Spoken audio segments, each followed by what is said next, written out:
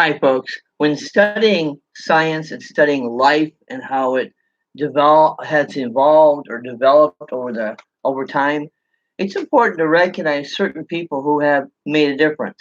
One person, and there's many out there, but one person who stands out is Carl Linnaeus, Carl, and I've already put his name up like this, Carl Linnaeus.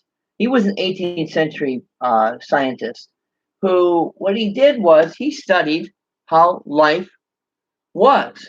Let me give you a little bit of a back. Carl Linnaeus was a Swedish naturalist. He loved nature. He studied nature. And from the 18th century, and is considered the father of taxonomy. Taxonomy is taxonomy, study of plants and classification of plants and life itself. Taxonomy. Okay, taxonomy. All right. Now, what he did was he went ahead and did his best to really explain how things were categorized. It was Linnaeus who first began to separate organisms into hierarchical categories. He also developed a system that we use to name new species called binomial nomenclature, where you give it a name, right?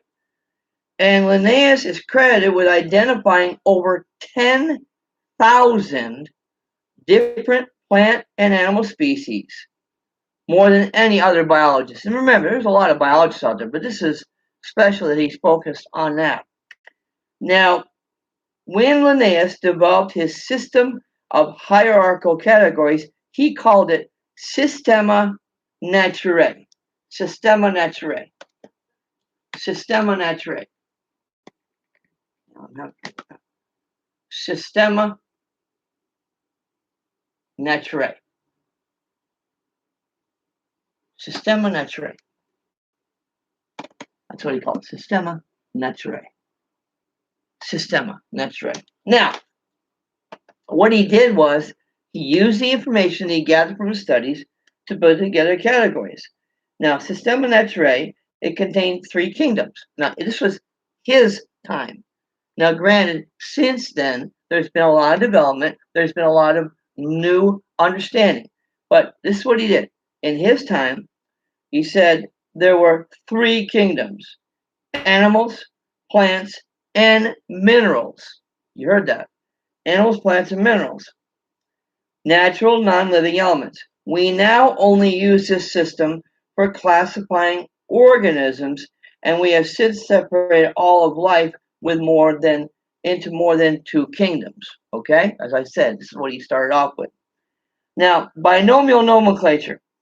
Nomenclature is the method, binomial nomenclature is the method that we use to uniquely name every different organism on Earth, living or extinct. All organisms have a scientific name that includes 2 Latin words. The 2 words are made from the names of the genus the species belongs to, and a second word to separate each of the species within the same species. The second word is known as the specific epithet, Epithet. Hence, the scientific names of all organisms are made from the name of their genus and a specific epithet. Now, scientific names are also written in either italics or underlined. Taxonomy is not a perfect science, and as you will find out, there is a lot of disagreement and uncertainty about the structure of taxonomic classifications. In general, however, taxonomy is a great way to quickly learn about the organism slots in the tree of life. And in all honesty, when you think about it, the more we study, the more we understand.